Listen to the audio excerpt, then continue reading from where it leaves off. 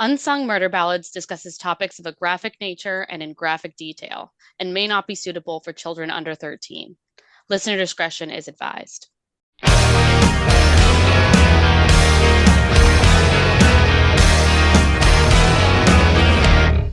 And hey, thanks for joining us again for episode. I think we're at 7 now for Unsung Murder Ballads. Yes. Yes, we are.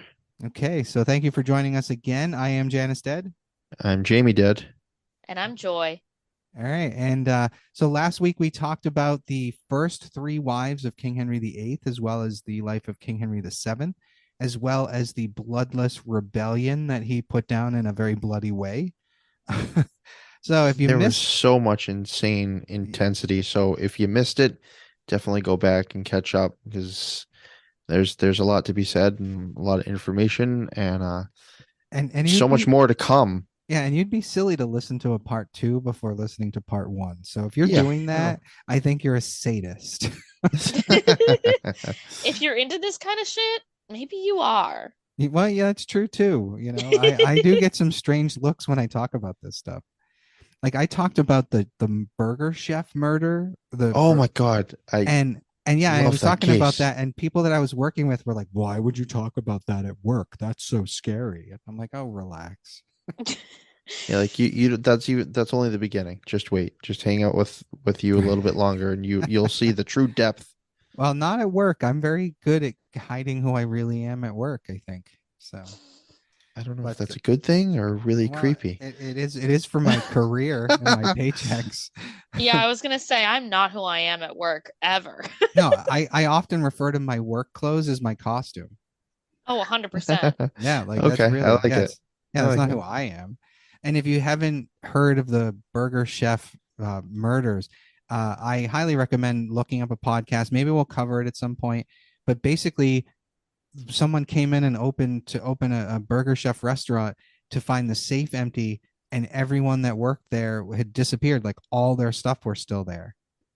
And when they called the police were like, "Oh, they must have just stolen the money and ran off," and allowed them to clean the And then restaurant they and made the open for the biggest rookie day. mistake ever. Yeah, and of course their bodies were found later, No. like miles away, executed. So it was like this Oh, horrible thing. Yeah, it was pretty bad.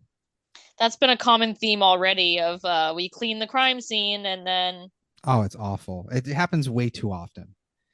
And It, and my it bothers me so the one I much. hate more than that is they must have just run away. yeah, that one's Yeah. terrible, They especially must be when it's doing drugs or teenagers. they're troubled. Yeah. Mm-hmm. It happens too often. So, all right. So we're going to dive back into the story of the Tudor dynasty. So at this point, Henry VIII's third wife, Jane Seymour, has just died, and he has spiraled into a depression.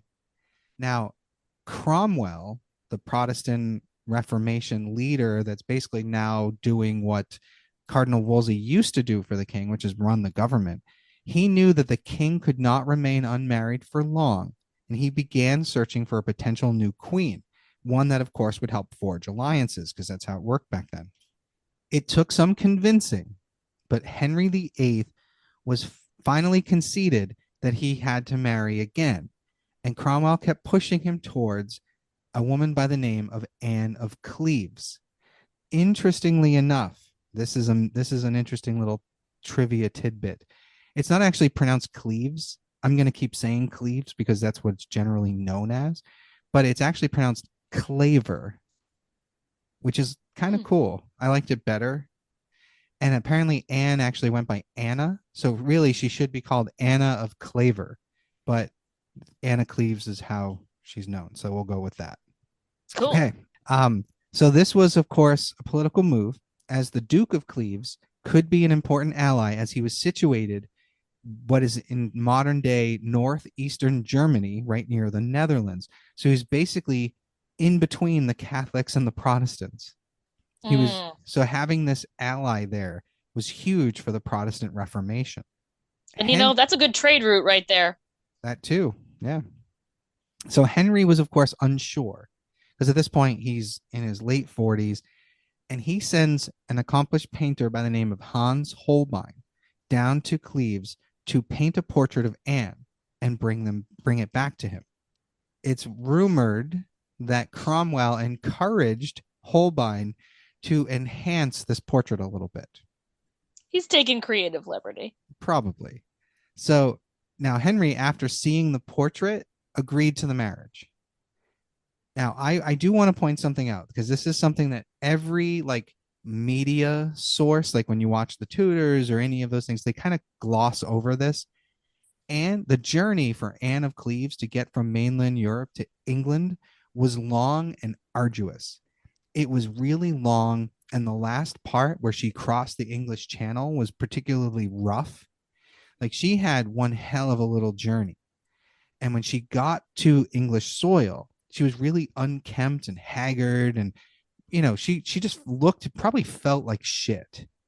Yeah, like you just got off a flight, you're like dirty and sweaty and But like imagine a flight that lasted weeks. right, yeah, it's like that's not when you want to meet your fiance. Right. And Henry decided he wanted to be a romantic, and he disguised himself and basically entered her chambers unannounced. It's not going to end well. And, she had no time to prepare herself for her future husband to enter the room. So, Right, yeah, she has no ideas, poor girl. and Henry was, of course, shocked by her appearance and left angry. He is quoted as having said to someone that Anne of Cleves looked like a horse. Oh, God. And that he felt he wasn't well handled. Damn, Love is Blind England is not going well. No, it's not. Love is Blind. Now, I have to say real quick, I don't think I've ever heard of a journey like that ever being smooth and easy. It's always long and arduous. I don't think I've ever heard anything else. So that's true, especially back then. Yeah, everything's long and arduous. So do you want to take a guess at what happens next? Something long and arduous? No, Henry wants out. Henry wants out of the marriage, sir. Of course, but wait, there's no sister to blame, is there? So, basically, due to him needing the alliance and possibly her dowry, he did go ahead and marry her anyway in January of 1540. So it was a pity marriage. I don't think it was even pity. Now, Henry claimed that they never consummated the marriage because Anne of Cleves had, quote, foul odors, unquote, about her. Oh, God. So my guess here, okay, is that because you think about it, when you meet people from different cultures, they have certain smells about them because they maybe cook with different spices or whatever it might be. So I just think this probably had something to do with that. Like she was smelled of something that the English This didn't bitch smells have. like bratwurst. I can't do it. Right? This sauerkraut whore. Oh, it's terrible. But like, so who knows what the truth of that is? But it's also worth noting here that Henry had that injury in his leg that would constantly fester, and that itself probably smelled really bad and got worse over time. So watch it be him. Well, that's what I'm thinking, that maybe he's just projecting his own insecurities on her. And it's also likely that because of the pain or his age, he may not have even have been able to perform as a husband. So he Perform then as a led husband. to I love more that anger. euphemism.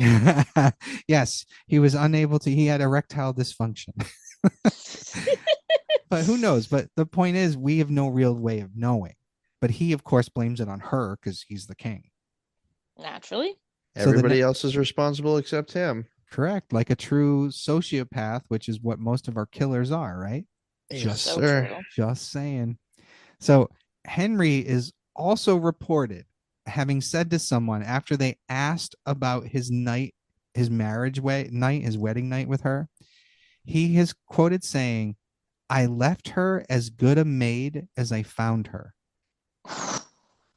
So rough. Well, here's some interesting speculation, though. So Alison Weir, the writer of those books I was talking about, she's incredibly intelligent, and she put forth a really interesting theory in her book, and she talks about it in greater detail in the afterword at the end of the book. So basically, there's a lot of speculation that perhaps Anne of Cleves had a child before she was married to King Henry that she had kept a secret.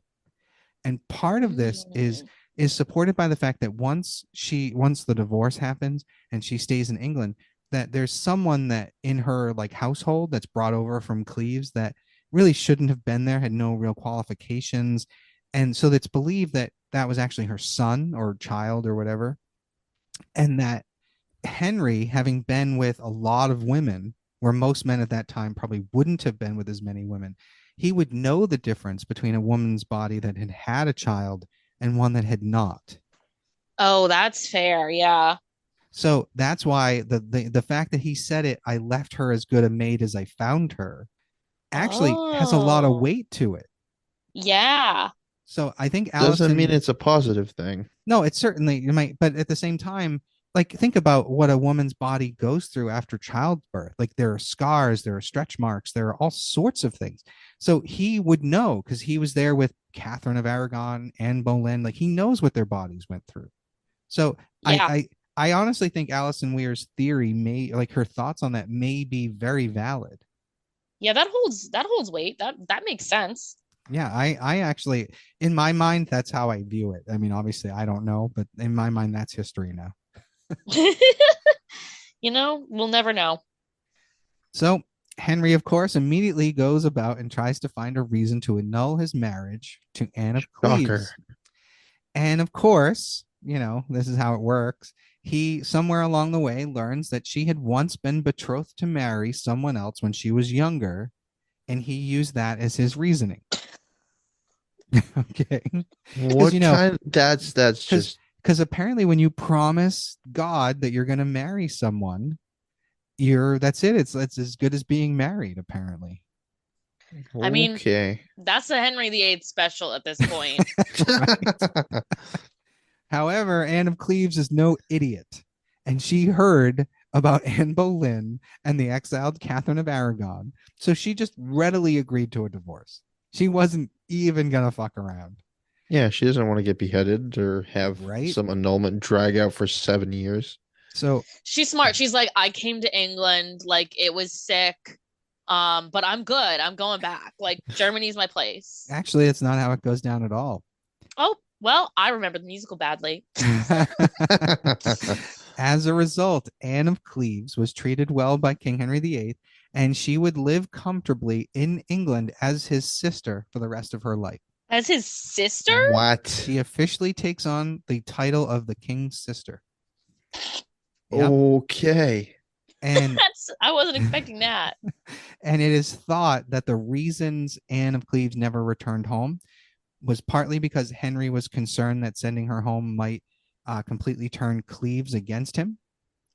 And it's also likely that Anne didn't want to return because she might be considered just a disgraced woman. Right, yeah, like a divorcee and like Well, like she's at least the she's set here. right, the queen that wasn't wanted. You know what I mean? You can imagine what? Yeah, Yeah. you're never getting laid after that. So, but interesting, there are theories that later, as as Henry is unhappy with other marriages, that he did eventually have physical relations with Anne of Cleves. So there's a whole theory about that too, which is interesting. Fascinating. Yeah, but who knows? I wish we could know. That would be amazing. Ugh. So I want to know which sources are correct. I feel like a lot of these are down to two or three sources, and no one knows which one is right. if you look it up, there are like maybe five like really solid historians that have dug really deep and have like combed through every piece of parchment, and they're the ones that I think are the most legitimate, but even they don't agree on everything. Of course, with this failed marriage, Cromwell's enemies decide now is the time to strike against Cromwell, and some of his proteges are burned as heretics. Oh Dang. shit. Now, the 49-year-old Henry started falling for a 17-year-old girl named Catherine Howard. Oh God. Yeah, she was the Nasty. she was the niece of the Duke of Norfolk, and she was and Norfolk is an enemy of Cromwell's. And Catherine Howard is also the first cousin to Anne Boleyn. Keeping it all in the family. Well, again, you'd almost think that he would learn, but I guess he wants to set up the reasons later. I don't know. Obviously, with this in place and support from Catherine Howard, Norfolk, the Duke of Norfolk, moves against Cromwell, and he is soon charged with treason, and he's beheaded. Now, Damn. Cromwell's execution was one ugly affair. Some reports suggest that the enemies of Cromwell purposefully got the Axeman drunk the night before. Oh.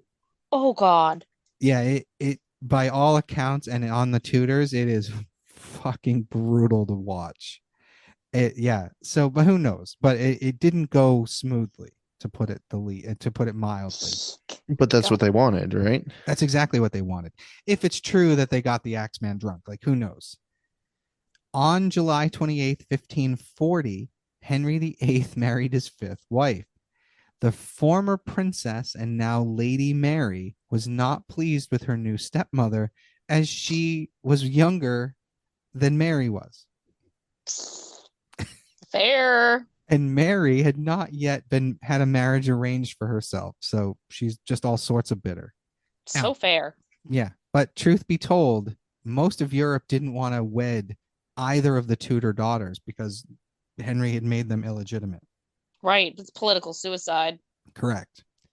The marriage with Catherine Howard would be decidedly brief, as the young Catherine Howard started having an affair with one of Henry's servants named Thomas Culpeper. You you would think, for the record, you're the fifth wife of a man who likes to set aside and kill his own wives, that you would think twice about this. You would sure think, but you would also be a 17-year-old girl. I was gonna say age plays a big factor in that, I would think. Yeah. I bet. I bet. She also made the mistake of employing a young man named Francis Derham in her household, who she had once had an informal engagement to when she was younger. Now, interestingly, this is one of those things where Alison Weir, again in her book, basically describes it that at one point Catherine Howard was living in like a boarding house with like a family member who had a lot of children living there, and Francis Derham also lived there, and they had a little crush on each other and promised each other that they would marry one day. So that's where this comes from.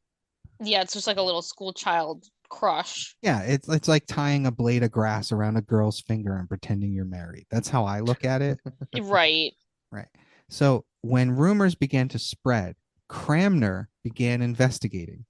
And in much the same way the investigations into Anne Boleyn had gone, confessions under torture produced results. They do be doing that. Yeah, like I can't even imagine what these people went through. I really don't even want to think about it.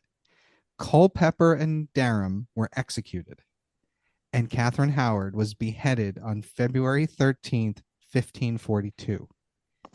It is reported that she did exclaim at the end that she loved Thomas Culpeper, not the king. I guess good for her. Wow. Keeping those balls going till right up to the end there. Right? I mean, if you're gonna die, fuck it. Say what you gotta say, Right? Like, be iconic. Like, leave your, if you're dying, like, you better have some good last words. Right? So actually, if you ever there's a video out there on YouTube that lists it's like the top 10 best last words for people about to be executed. Oh, nice. It is fucking hysterical. So something like one of them was waiting for, he said maybe he's sitting there about to be executed, and how like the governor can call and put a stay of execution. Yeah. And he said something like, oh, the governor's phone must be broke. Yeah, and there was a guy, his last name was French, and he said, yeah, tomorrow's paper should read French fries. Yay. Oh dear God, Oh, face God, palm that's moment. good. Yeah, it was a slow one. So, okay. So at this point, Henry is not only getting old, but he is weak from the leg and he is incredibly overweight. He is reported to have weighed as much as 400 pounds at this point in time. That's Damn. a lot for that time period. That's crazy. 400 pounds. I can't, like, Yeah, that's twice what I am. That blows me away. Yeah. I mean, with an injury that probably can't be treated right, it makes sense. Right. And he's walking around with canes and all sorts of stuff. But Well, of I'm sure course, the weight is not good for the infection and correct. And it's a leg mobility and wound. everything. Mhm. So he is encouraged to take on another wife, and Henry settles on Catherine Parr. This is now his third Catherine. Does she have a sister? I don't think it's going to matter at this point, sir. So Catherine Parr had been married twice before, and at this point in time, she had just lost her second husband, a man by the name of John Neville, who was the third Baron Latimer. And as a result, Catherine Parr is also known as Lady Latimer. So, small note here, because this is going to be important. Catherine Parr and Thomas Seymour, the Lord High Admiral and brother of Jane Seymour, had been in love with each other for years. But she was a faithful and dutiful wife to her arranged marriages and never did anything wrong, supposedly. And the two promised that they would ask for permission to marry one another after John Neville passed away. And he was quite ill, and Catherine had spent the last years of his dying days taking care of him. But of course, there's nothing she can do when the king says, I want to marry you. Yeah. Yeah, you have no choice. Correct. So they were married in July of 1543. Catherine Parr would debate religion with Henry, and she even encouraged him to repair the relationships with his two daughters and return them to the succession to the throne after his son Edward. So it basically would go Edward, Mary, and then Elizabeth. It was during this time that Henry decided he wanted to be remembered as a warrior, and he began invading parts of France and Scotland to retake lands that had been part of his ancestors' kingdoms. So basically, these were parts of France and Scotland that people before his father, they were part of the English kingdom before losing them in Mm-hmm. war. He wanted to retake them for glory. Yeah. Yeah, he's like nearing death. He's like, oh man, I gotta have something written about me other than the fact that I had 6 wives. 6 wives, and I started killing them. Yeah. Now, Henry's sister Margaret was married to King James IV of Scotland when she was 13, and a peace had existed between Scotland and England for quite a while. She would eventually divorce James, and at that point, relations between England and Scotland deteriorated and got worse and worse and worse. So Henry, of course, attacks the Scots. Upon his little victory, he hopes to unite Scotland and England again by arranging for his son Edward to marry the now dead King of Scotland's daughter, Mary, who would later be known as Mary, Queen of Scots. Oh yeah, she's famous. She is, and she was played by Margot Robbie in that movie a couple years ago. Oh, I'm Yes, watching that. also very good. Oh wait, no, I'm sorry. She wasn't played by Margot Robbie. Margot Robbie played Elizabeth the First. Oh. Yes, and absolutely amazing. Um, so Henry then himself goes to France to fight to invade France and take parts of France back. And he actually leaves Catherine to oversee the kingdom while he's away. Wow, he trusts her. Well, and that's just it. It's an interesting dynamic, and he never trusted any of his other wives the way he trusts Catherine Parr. Yeah, that's wild. Yeah, it's interesting. And apparently she did a pretty good job from what I've read. But the war was costly. And even though the English did take the city of Boulogne, I think I'm saying that right, Boulogne, it wasn't long after they left that the city was taken back. So Mm. Henry's legacy and celebrations were really for nothing. But so King Henry VIII died at 55 years old on January 28th, 1547. Upon his death, Edward Seymour, the uncle of the young Edward, the brother of Queen Jane, moved quickly to ensure that no one could come near Henry's son, Edward VI. And he secured England's new king and his own future. Now, this is where I meant where it's going to get confusing because I'm talking about two Edwards here, Gotcha. which is super annoying. Oh, just just throw Edward Stark in there just to make it even worse. Yeah, Edard. Yeah. So Edward VI was crowned king, but he was so young that his uncle, Edward Seymour, became Lord Protector of England and essentially ruled in the young Edward's place. He also had Edward VI sign letters granting himself increased authority. So basically, Edward Seymour is having this young king sign all these documents, consolidating his own power. Yeah. At the same time, the widow, Queen Catherine Parr, would take in the 13-year-old Princess Elizabeth and the 11-year-old Lady Jane Grey to oversee their care. Now, Jane Grey is the daughter of Frances Brandon, the daughter of Charles Brandon, the Duke of Suffolk, and Mary Tudor, Henry's sister. And remember, I told you to keep Frances's name in your back pocket.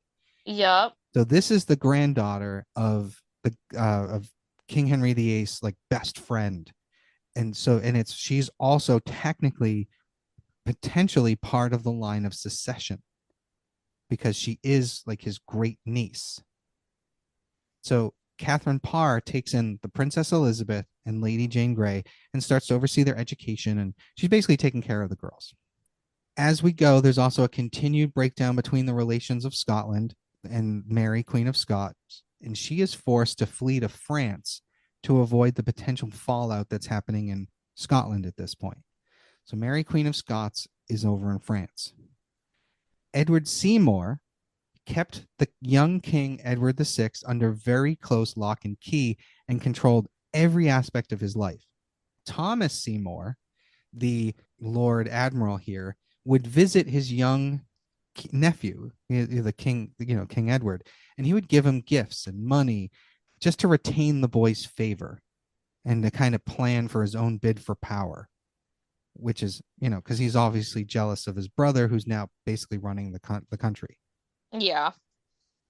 So using his direct access to King Edward VI, Thomas, without going through Parliament and having his brother's oversight, got permission from the young king to marry Catherine Parr. Damn. So the previous queen? Correct. Now, Catherine Parr was still in mourning over King Henry VIII, and she was supposed to wait a year before really doing anything. But she would then marry Thomas Seymour in April of 1547. And this was hugely scandalous at the time. Yeah, that is scandalous. Which it's kind of crazy, but you know what? They knew what they wanted, and Catherine Parr had no doubts about what she was doing when she married the king, and she kind of knew he was in his twilight years. So Yeah, that's fair. It's wise to accept your situation and yeah, just do what you can with it. so the two of them, they're married, and Catherine becomes pregnant in the summer of 1548. And at some point, she walked in on Thomas Seymour in an embrace with the Princess Elizabeth. Oh God. Now, keep in mind that there's a lot of speculation over what that actually means. Right. That could Because, mean a lot of things. correct. And again, I'm going to refer to Alison Weir here because she has really done her research. Basically, as a result of this, Elizabeth is removed from Catherine's household and sent to live with a man by the name of Sir Anthony Denning and his family. According to Alison Weir and some of her research, there's speculation that Elizabeth may have given birth to a child while she was there. Yeah, there is some pretty rough stuff based on some of what she found. Like there's servants saying that they brought doctors and that she saw a girl with red hair giving birth, but it's all, I mean, that like anything else back then, it's all hearsay. It could be something that was created by the enemies of Elizabeth to, discredit her for some reason later. Who knows? But the reality is it's a possibility. But there's also, because Catherine would not divorce Thomas, she stayed with him. And there was also other little things they did that were deemed inappropriate. Like there was one point where Elizabeth, who was trying to maintain a certain degree of whatever her Protestant faith, and she would dress a certain way, and it was very conservative. And apparently, there was one day where Thomas and Catherine Parr took a pair of scissors and cut up her clothes while she was wearing them. Oh, So there's question of, what did she really walk in on? And maybe she just sent her away to keep her safe from this potential predator. that's very fair. Yeah. It's So hard to know. it is really hard to know. But Alison Weir, like I said, I recommend all of her books. I think I have 9 books written by this woman, and they're all amazing, with the exception of the one about Mary Boleyn. Sorry, Miss Weir or Mrs. Weir. That one's really fucking boring. The other ones are amazing. That one, it took me like I was literally falling asleep reading it because it's all like, and then I found this piece of paper that said this, and I don't know, it was brutal. But Do you know how funny it would be if she actually listened to this episode? I think it'd be amazing. Maybe I'll email her a link. All right. So anyway, so in September of that year, Catherine Parr would actually die in childbirth, and Thomas Seymour wasted no time in pursuing Princess Elizabeth in potential marriage. Of course. Yeah. Now there are some reports that say she was generally receptive to the idea, but unlike Catherine Parr, she would not make any decisions without permission of Parliament, because obviously she recognizes her importance to the kingdom. You know what I mean? Yeah. So She's not screwing around. no, she's not an idiot. So in 1549, Thomas was arrested on various charges, not the least of which being that he attempted to seize control of King Edward VI as his Lord Protector. Yep, that's appropriate charge for him. Yeah. Yep. And Thomas Seymour was beheaded on March 20th. Now, the sad part is Edward Seymour would suffer a similar fate. In October of 1549, Edward Seymour was alerted that his general rule of the kingdom was in jeopardy. So he took the king, Edward VI, and he withdrew to Windsor Castle, where he felt that he could safely fortify the both of them. But as a result, he was absent from like all the parliament and council meetings, and they started publishing details of how Edward Seymour had mismanaged the government. Oof. It was Rough. it was definitely a clear political move. And Edward Seymour was arrested on October 11th and imprisoned in the Tower of London. He would eventually be released, but he would be arrested again and executed in January of 1552. Again, it's all political maneuvering. Like he probably didn't really break any laws, but people wanted him out. Yeah. Yeah. There's a lot here that's not going by the law, so No, and that's why I feel it was appropriate to talk about on a murder podcast. Again, I know it's a little different than what we should be doing, but I love this story and I just love that I get to tell it. Interestingly enough, there's a man by the name of John Dudley that would emerge as the new leader of this council of parliament and what have you.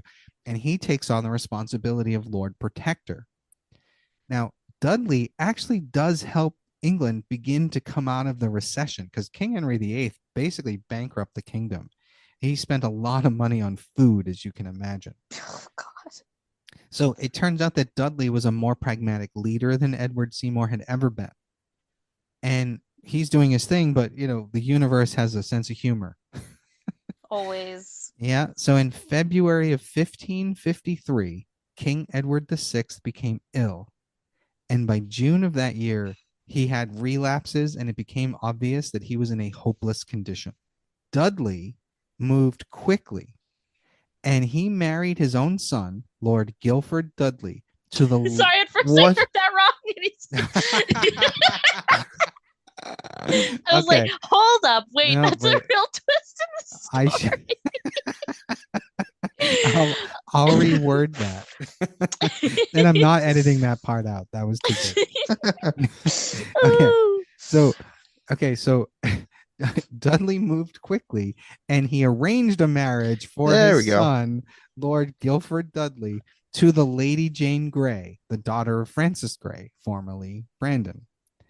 So Dudley then basically influences the very sick King Edward to draft a new line of succession for the throne that removed Mary and Elizabeth and put Frances Grey and her heirs into the line of succession. So it's also speculated here that he spoke to Frances ahead of time, basically kind of bargaining with her so that when it became clear that she could be queen, that she would be willing to pass on that claim to her daughter Jane so that Dudley's son Guilford could be king. Mm-hmm. Do you see how that maneuvering there? It's smart. It's certainly that. So when Edward VI did die, it is believed that Dudley didn't inform anyone initially as he continued to consolidate his own power before revealing the truth. Right. He wanted everything in place before he revealed it, and then he was going to say, well, he's gone, but guess what? Here are these documents. Yeah. Yeah.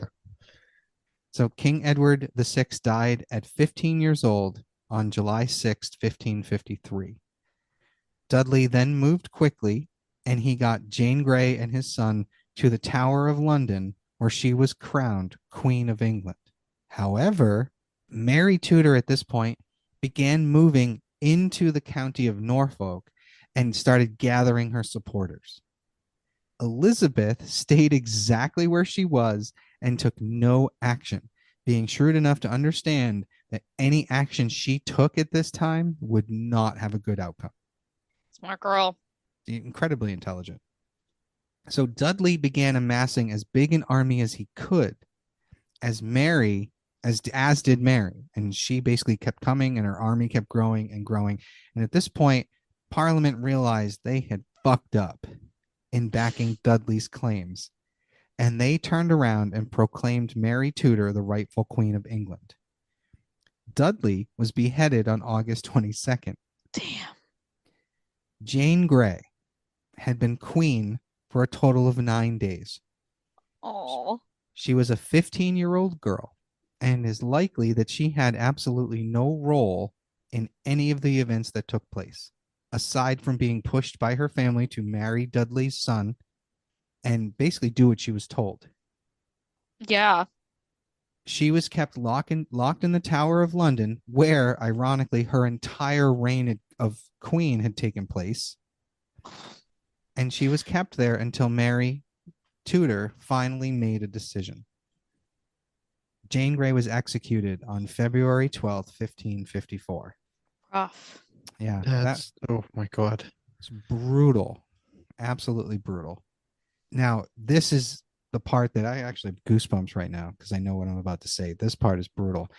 It was reported that after she was blindfolded and she knelt down, she was reaching for the chopping block to put her head on, and she was unable to find it. And she began to panic and was asking people to help her. Oh. Yeah. So now there's an amazingly vibrant portrait of this event that someone painted, whether the event happened or not. There's a lot of speculation, but there's this amazing painting of that moment that I will post on our Instagram when we post this episode, because I look at that and I feel all of it, like her panic, the pain, all of it is brutal, but the painting's amazing. In fact, if you want, I'll text it to you when we're done. Yeah, I'm like, what was her name again? I'm like gonna Google it. The Lady Jane Grey. So good. Not to be confused with Jean Grey. I didn't even catch that. Yeah, so Mary Tudor was finally queen at 37 years old, and she knew she needed an heir. So she reportedly fell for Philip of Spain upon seeing a portrait of him, and that was it. She made up her mind. She saw a portrait of this guy. That was it. That's the guy she wanted. Swipe right. What if it's a Right catfish? here. What if it's a catfish? What if he Right? looks nothing like? And it'd be weird if he was a catfish. Does that make her a mermaid? Their kids are the first mermaids. So many of Mary's advisors didn't want a foreigner as their king and were trying to dissuade her and to get her to marry an Englishman, but she insisted. At that, insurrections broke out, and a man named Thomas Wyatt the Younger led a force to depose Mary in favor of Elizabeth. This is known as Wyatt's Rebellion. It was quickly put down, and Mary had Elizabeth arrested and locked in the Tower of London. Elizabeth proclaimed her innocence and would eventually be released from the Tower, but she would be kept on house arrest at Woodstock Palace. And of course, obviously, a lot of Mary's advisors are telling her to execute Elizabeth because she's a Protestant and Mary's a Catholic, and you know how that goes. Naturally. So Mary married Philip on July 25th, 1554, only 2 days after they first met. Right? Wow. Married at first sight. We're Yes. just gonna Yeah, keep they're really throwing it. innovating like a lot of these reality TV shows. 2 day fiance. Right?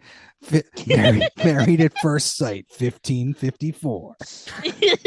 In a world. There you go. All right. So in September of that same year, Mary stopped menstruating and she gained weight and felt nauseous in the mornings. In late April of 1555, Elizabeth was released from house arrest to witness the birth of Mary's baby. However, no baby came. By July of 1555, hold on, Mary's stomach began to recede, and it became incredibly clear that it had been a false pregnancy. Damn, she was just like eating mad cheese and getting bloated. Maybe. But yeah, that's something that haunted her like legacy, this fake pregnancy. Like her whole body responded as if it were pregnant. That's why, I mean, I have heard of that being a thing. Like, it's almost like a psychological pregnancy that happens sometimes when someone wants to be pregnant so bad that they literally can delude themselves into it because the mind is a powerful organ and can really. Yeah, I mean, I've heard, Yeah. what's it called? I think it's called a hysterical pregnancy, I want to say. That's Like, probably the right term because it makes sense because it's very derogatory. yeah, naturally. I'm looking it up because I want to make sure I'm not just being an asshole. No, you're right. Um, I've heard about that as well, and it's entirely yes. possible because if you think of any person who wanted it more than anyone else, it would be Mary Tudor. Yeah, for sure. Okay, more properly referred to as a phantom pregnancy, like kind Ah, of like a phantom limb kind of right. situation. Makes sense. Yeah. So yeah, so King Philip was away at sea for most of his marriage to Mary, and she reportedly just pined over him. She just spent most of her time just wishing that he was there and not really being much of a queen. Out in terms of religion, Mary initially said that she would not compel her subjects to follow her religion, i.e., Protestants wouldn't have to convert to Catholicism. But she soon imprisoned Protestant churchmen. She then took matters further, and Protestants began being burned as heretics. Damn, okay, lion ass bitch. Mary Tudor would become known as Bloody Mary for her role in the burning of more than 300 heretics. Bloody Holy Mary. crud. Wow. Okay. All right. Yeah, yeah, Fascinating. Cool it's to know where fun. that came from. Right, that's what I'm saying, isn't it? This time, this whole story, so much of the world in some ways or another were affected. Yeah, Bloody Mary. I still give Anne Boleyn credit for, freedom of religion. It's crazy. Granted now Anne Boleyn just set the match and Mary is now really lighting the fire for that. Yeah. So King Philip would come and visit Mary in 1557, and she again thought she might be pregnant and included in her will that King Philip would be the regent during the early years of their child. However, she was not pregnant, and Mary was forced to accept that Elizabeth might succeed her as queen. In Rough. May, yeah, in May of 1558, Queen Mary became ill and died, possibly of ovarian cyst or uterine cancer, in November 17th of 1558 at the age of only 42. That would explain the phantom pregnancies. That does make sense. Yeah, no, I agree. And Similar symptoms for sure. yep, I just wish we could go back and actually witness some of this stuff. So Yeah. Elizabeth Tudor was crowned queen at 25 on January 15th, 1559. Having proclaimed from a young age that she never wanted to marry or have children, Elizabeth proclaimed herself the Virgin Queen. But of course, that didn't stop her advisors from constantly trying to arrange marriages for her. Honestly, Slade. Honestly, go off. She also promised to be more lenient in regards to religion throughout her kingdom. However, she did execute roughly 183 Catholics, but they were found guilty of treason, not heresy. Because that makes it that much better. Right? This is what I'm saying. Murder is murder. Just saying. Right, exactly. Like it doesn't matter what you cited. You killed him. Right, exactly. You used your sword of government instead of an actual sword. Yeah. So the Mary Queen of Scots had been in exile in France for years, and she married the French Dauphin and even signed an agreement that if she died without any children, her kingdom in Scotland and her claim to the English throne would then belong to France. Wow. Right? Many Catholics in England wanted Mary Stuart, the Queen of Scots, to be their queen over Elizabeth. And this was obviously concerning to Queen Elizabeth. So Yeah.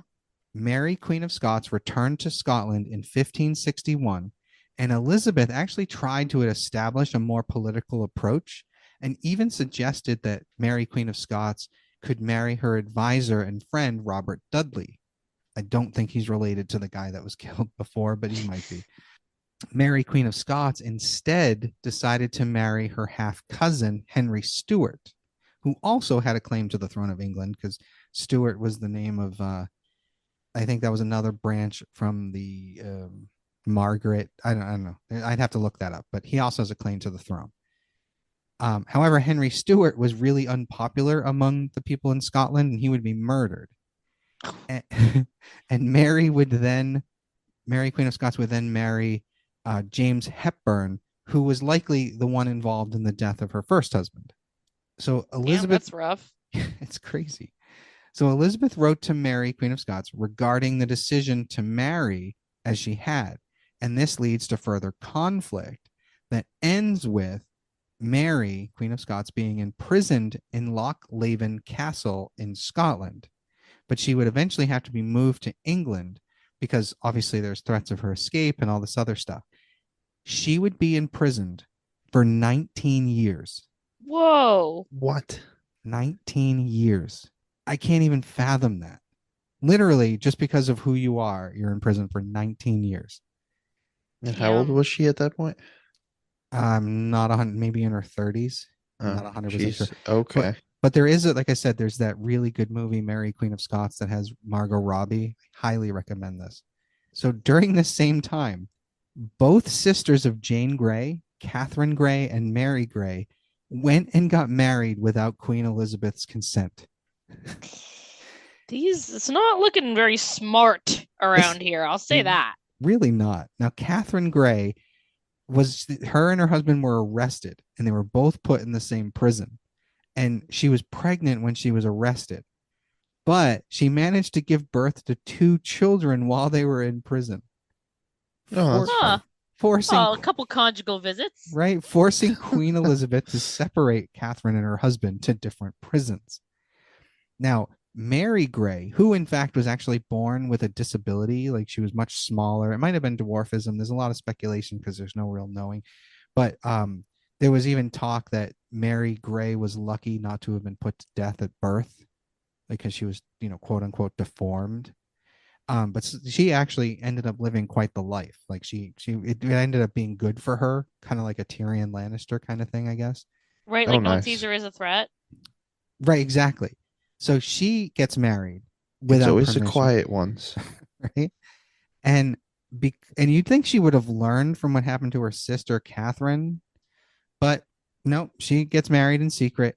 But this time Elizabeth was smarter and separated them immediately.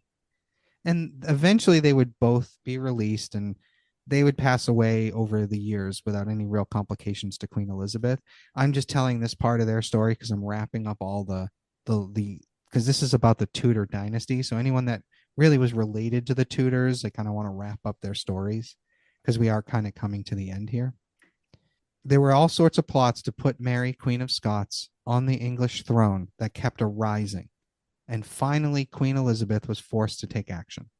Mary, Queen of Scots, was put on trial in 1586 and found guilty and sentenced to death. On February 8th, 1587, as Mary, Queen of Scots, was led to the chopping block to be beheaded, she removed her outer garments to reveal that she was wearing a crimson colored petticoat underneath, which represented martyrdom in the Catholic Church. Oh, baller. Baller move. She was then positioned on the block and said, "Into thy hands, O Lord, I commend my spirit." The first strike of the axe missed Mary's neck and hit her in the back of the head. Oh God. The second strike hit her in the neck, but it left it attached by a small piece of flesh, which the executioner had to cut through. He then lifted Mary's head in the air and said, "God save the Queen." But Mary was wearing a wig and her head fell to the floor. Oh God. Right, revealing that she had gray hair because she'd been in prison forever. Wow. Yeah. So we're reaching the end here, and there's a lot more to the reign of Queen Elizabeth I. And we're not gonna get into too much of it here because it is incredibly extensive. But her reign became known as the Golden Age of England, and her legacy lives on. There were two solid movies about her life called Elizabeth and Elizabeth the Golden Age, and they're both absolutely amazing, and I highly recommend anyone watch those as well. So, but that is the story of the Tudor dynasty after all this time. Damn. There is so much that went into that. That was one hell of a ride. I mean, oh, and just to think, that's just the tip of the iceberg. Yeah, there's a lot more you could go into. We could have done 12, 20, 30 episodes of this. Oh yeah, easily. Yeah, I mean, there is a whole show of it. Yeah, well, that show only focuses on the life of King Henry VIII. Like after his death ends with his death. Wow. So everything Yeah, that so there's happened after, way more. I didn't know about Jane Grey until years later when I was researching things and saw that she had been killed so young. And that's when I started digging into Jane Grey, and then I found out about her sisters. And so, yeah, it's crazy. There's so much going on here in just one family. So, Yeah, I had no idea the kind of like the second part. I knew obviously about the six wives, but nothing that happened after that. So that was really interesting. and that's why I wanted to put it all together because I really felt that ending it at the death of King Henry VIII or even at the death of Mary, and sometimes they touch on Elizabeth, but everyone glosses over Jane Grey. And I think her story is one of the most tragic ones in the whole thing. You know, Yeah. whether she was in love with Guilford Dudley or not, her story is tragic. A 15-year-old girl pushed into that was declared queen by someone else for 9 days, only to be killed by her own cousin. Yeah, like none of that was her fault. None of that was even her choice. Right. And I do believe that it's possible that putting her to death wasn't exactly Elizabeth's choice either, or Mary's choice either. Right. So, I could see that. yeah, because I mean, you have to have all sorts of political advisors telling you she's a threat. Yeah, 100%. So, yeah, so that is the full story of the Tudor dynasty. Final thoughts?